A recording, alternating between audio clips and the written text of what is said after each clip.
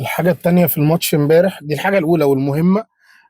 صراحة يعني حسام حسن لازم كلنا نحييه ونقول له شابوه. وأنا كمان من الناس اللي كانت بتقول إن حسام حسن هيقدم للمنتخب حاجة واحدة بس، اللي هي الحمية والعصبية والروح. لكن حسام حسن في ماتش السعودية وماتش امبارح بتاع أسبانيا ده واضح إن هو عايز يعمل شكل للمنتخب هيكمل بيه في كأس العالم وبعد كأس العالم، فهو يستحق يعني تكتيكيا اشتغل كويس قوي.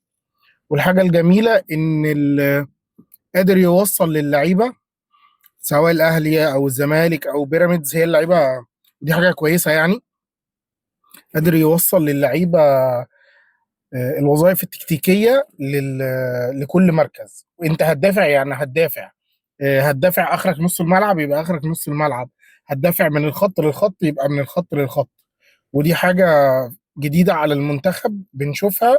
لعيبة ملتزمة تكتيكيا، مفيش حد بيهنج، وحتى اللي بيهنج بتلاقيه بيشد مرة واثنين وثلاثة علشان يجيب الوظيفة التكتيكية بتاع مركزه.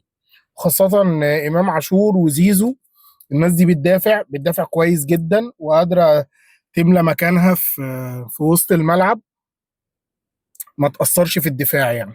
ودي حاجة كويسة صراحة من حسام حسن.